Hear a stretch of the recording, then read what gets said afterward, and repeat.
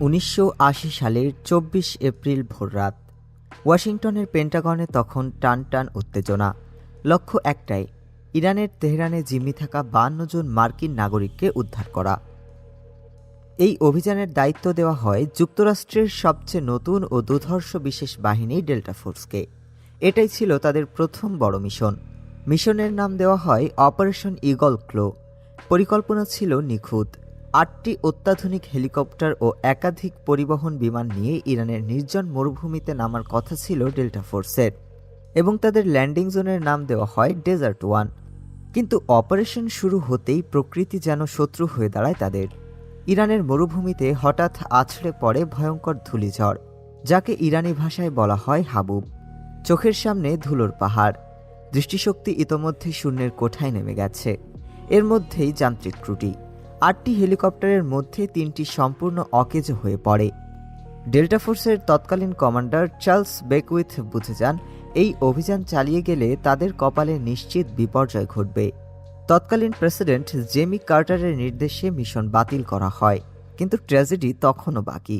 ফিরে আসার মুহূর্তে একটি হেলিকপ্টার নিয়ন্ত্রণ হারিয়ে ধাক্কা মারে জ্বালানি ভর্তি একটি পরিবহন বিমানে। মুহূর্তের মধ্যেই মরুভূমির বুকে আগুনের লেলিহান শিখা ছড়িয়ে পড়ে। পুড়ে মারা যান 8 জন মার্কিন সেনা। কোনো যুদ্ধ নয়, কোনো গুলি বিনিময়ও নয়, শুধু প্রকৃতি আর যান্ত্রিক ত্রুটির কাছে পরাজয় বরণ করে আমেরিকার বিশেষ বাহিনী। পরদিন সকালে ইরান সেই ধ্বংসাবশেষ সারা বিশ্বকে দেখায়।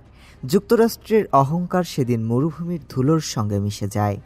এই ব্যর্থতায় বদলে দেয় মার্কিন সামরিক ইতিহাস।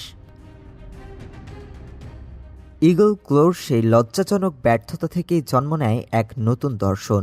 বিশেষ বাহিনীর প্রশিক্ষণ, সমন্বয় এবং গোয়েন্দা সক্ষমতায় আমূল পরিবর্তন আনে যুক্তরাষ্ট্র, আর এই পরিবর্তনের কেন্দ্রবিন্দুতে ছিল ডেল্টা ফোর্স। 1977 সালে প্রতিষ্ঠিত এই বাহিনী সরাসরি যুক্তরাষ্ট্রের যৌথ বিশেষ অভিযান কমান্ডের অধীনে কাজ করে।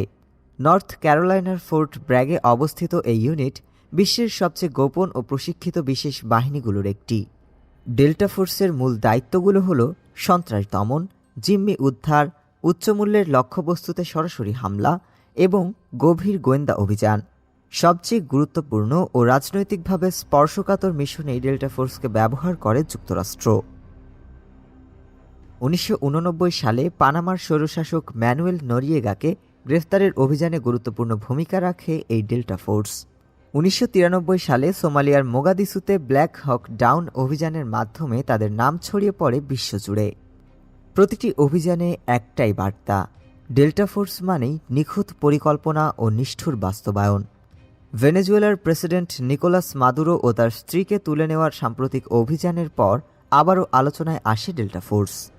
আন্তর্জাতিক গণমাধ্যমের তথ্য অনুযায়ী এই অভিযানকে যুক্তরাষ্ট্র সবচেয়ে সংবেদনশীল ও ঝুঁকিপূর্ণ মিশনের তালিকায় রেখেছিল। তাই শেষ পর্যন্ত দায়িত্ব দেওয়া হয় ডেল্টা ফোর্সকেই।